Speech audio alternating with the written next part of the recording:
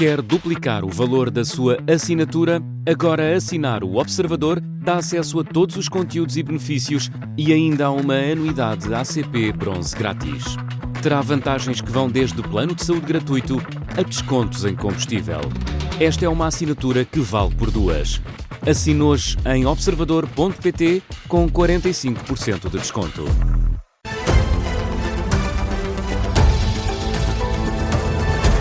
Avançamos para o Jornal das 6. Vanessa Cruz, com os helicópteros a dominar a atenção. O Ministro da Defesa insiste que a compra dos Black Hawk foi a escolha mais racional e rejeita que estas aeronaves só possam aterrar num dos heliportos do país.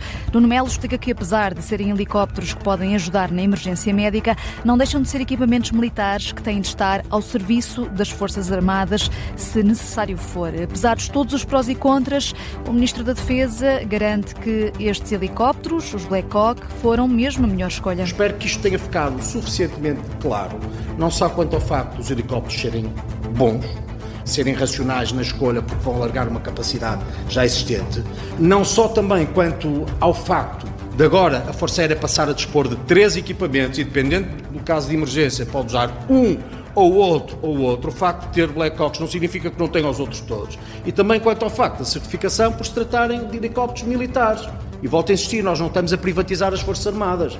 Confrontado esta tarde em Lisboa com a notícia do Jornal Público, a dar conta que estes helicópteros só poderiam aterrar num heliporto do país, o Ministro da Defesa rejeita essa ideia e assegura que os Black Hawk já aterraram em mais de 20 heliportos só a norte do Tejo. Ainda antes destas declarações, o Ministro Nuno Melo falou, o Presidente da República, sobre este mesmo assunto. Marcelo Rebelo de Sousa mostra-se convencido, pelo menos com as explicações que já tinha recebido do Ministro. Sendo helicópteros para fins militares, no entanto, eram também utilizáveis, preenchendo os requisitos considerados mais do que mínimos para tarefas de substituição ou pontuais no domínio sanitário.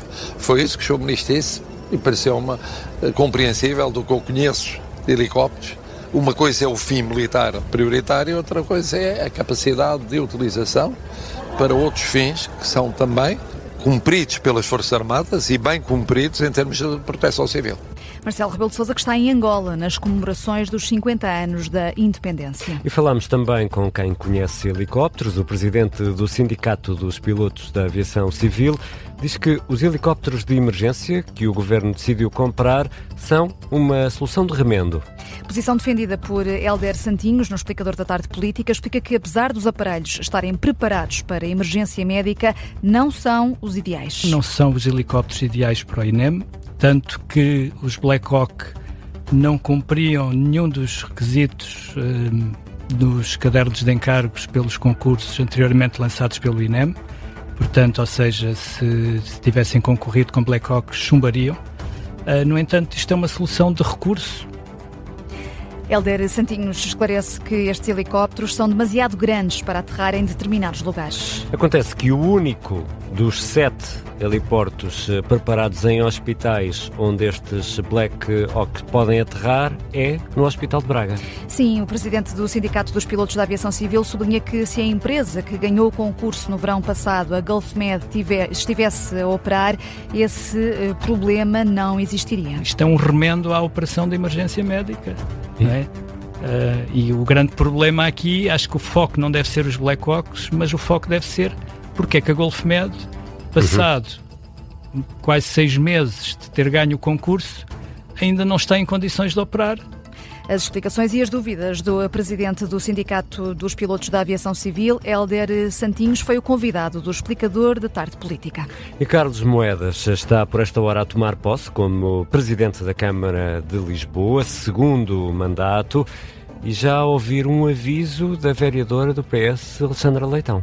Aviso esse, que é este. Para já, os socialistas não vão atuar como durante o primeiro mandato de Moedas. Alexandra Leitão ameaça votar contra o primeiro orçamento municipal. Eu não vou antecipar nada sem ver, diria que, mas posso acrescentar que, do ponto de vista, em princípio, e não me estando a vincular a nada, porque temos também que conversar, temos que ver, mas em princípio eu diria que será difícil viabilizar nos orçamentos deste Executivo.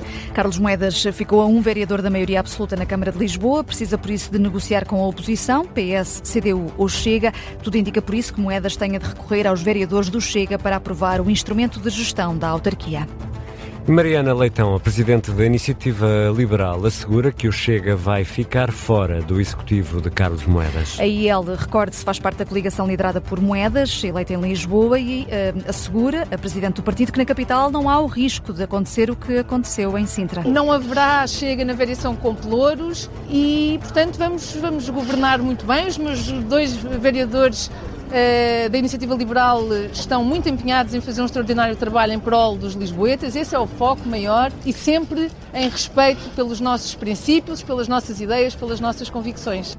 Palavras de Mariana Leitão, mas esta é uma tomada de posse que pode ficar marcada pela eleição do presidente da Assembleia Municipal. Isto porque o PS tem mais deputados, é o maior grupo de deputados municipais e vai daí, apesar de não ter ganho as eleições, apresentou uma candidatura à presidência da Assembleia Municipal. André Mos Caldas do lado do PS, Margarida Mano do lado do PSD. O vereador eleito pelo PCP, João Ferreira, acredita que ainda seja possível chegar a um consenso entre os partidos. Nós o que tencionamos fazer é dar um contributo, já demos, vamos dar novamente um contributo para que se encontre uma possibilidade de assegurar na mesa da Assembleia uma composição plural que tenha em conta os resultados eleitorais. É o que defendemos. Quando este processo se iniciou, continuamos a defendê-lo. Esperamos que hoje seja possível uma solução que nos encaminhe para aí. Ainda assim, as contas são mais fáceis à direita para uma maioria, com os votos de Chega, IEL e CDS. O PSD consegue uma maioria absoluta na Assembleia Municipal, com 38 deputados, uma margem mínima. Já o PS precisa dos votos de toda a esquerda. Incluindo Ricardo, a CDU, que rejeitou uma coligação pré-eleitoral, e ainda um deputado municipal do campo da direita. A votação para a Assembleia Municipal acontece a seguir a esta tomada de posse do Executivo Camarário. E João Coutinho Figueiredo também está na tomada de posse de Carlos Moedas para a Câmara de Lisboa. À margem, foi questionado pelos jornalistas sobre a investigação, entretanto, lançada ao caso dos cartazes de André Ventura, um dos adversários na corrida a Belém. Ora, João Coutinho Figueiredo diz que recusa dar palco a Ventura. E assume que quer vencer o Chega na campanha eleitoral e não na Secretaria. Apesar de o Ministério Público ter hoje aberto um inquérito aos cartazes de André Ventura, Coutinho Figueiredo acredita que o assunto está mais do que discutido. Se alguém põe cartazes para que se fale neles, não vou contribuir para isso. E não gosto de ganhar na Secretaria. Vamos ganhar essas ideias retrógradas na campanha. João Coutinho Figueiredo sobre o inquérito aberto pelo Ministério Público avisar os 2 cartazes replicados pelo país com a cara de André Ventura e frases sobre as comunidades do Bangladesh e cigana. E André Ventura reafirma que só tira os cartazes se for obrigado. Só mesmo com ordem judicial. Eu recuso-me, a menos que a Justiça me dê outra indicação, porque eu cumpro as leis do meu país, eu recuso-me a tirar cartazes que dizem que os ciganos têm que cumprir a lei e que os imigrantes não devem receber subsídios. Recuso-me, a menos que a Justiça me dê uma outra indicação. Ficarei desapontado. Mas, obviamente, cumprirei que eu cumpro a lei. André Ventura, que numa ação de campanha para as presidenciais em Odivelas, diz ainda que estas ideias não devem ser retiradas dos cartazes, mas sim escrutinadas nas urnas. Eu tenho que explicar os meus argumentos ao país, no escrutínio que fazem e que os apoiantes fazem, ou vamos andar de julgamento em julgamento a dizer assim, então a mensagem, os ciganos têm que cumprir a lei, é aceitável ou não é aceitável? A pergunta feita por André Ventura recusa ainda comentar a polémica em torno do deputado Filipe Melo e a deputada do PS Eva Cruzeiro. O deputado do Chega é acusado de ter proferido frases racistas e o Presidente da Assembleia da República decidiu pedir à Comissão da Transparência para abrir um inquérito. E há outras notícias a marcar a tarde desta terça-feira, 11 de novembro. Muita chuva e vento, às vezes trovoadas. Chega agora ao final do dia a depressão Cláudia a Portugal. A Proteção Civil deixa alguns conselhos à população. Recomendamos a adoção de medidas preventivas para garantir a desobstrução de sistemas de escoamento, fixar eventualmente estruturas soltas, que existem muitas vezes nas esplanadas, ter cuidado quando circulamos, quer em zonas arborizadas, quer na orla costeira, evitando também atividades no mar. e já agora quem tem que conduzir, que adote uma condução defensiva. É o pedido feito pelo oficial de operações da Proteção Civil, Paulo Santos, entrevistado pela jornalista Teresa Freire. O tempo começa a piorar de norte para sul do país. Ao final do dia de hoje, a depressão Cláudia vem para ficar alguns dias até ao fim de semana. O pico deve fazer-se sentir depois de amanhã, na quinta-feira. Para além do continente português, a Madeira também vai ser afetada. O presidente da Autoridade Palestiniana defende que o Hamas se pode manter como partido, desde que aceita a solução de 2 Estados. No pós-guerra pode ficar, mas só se também disser sim à Constituição, às normas internacionais e à natureza democrática e não militarizada do Estado palestiniano. É o que diz Mahmoud Abbas numa entrevista publicada hoje pelo jornal francês Le Figaro. E antes de fecharmos esta edição das 6, e porque é dia de São Martinho, Judite, Ricardo, depois disto vão comer castanhas? Sem depois dúvida. Do trabalho? Olha, são 6 horas 11 minutos e nem uma castanha ainda. Nenhuma. Eu já fui ao supermercado comprar para logo à noite. Há aqui algumas sugestões que vos trago. Era isso que te ia perguntar. Há sugestões, Vanessa, já sim, que ninguém nesta rádio me trouxe uma castanha.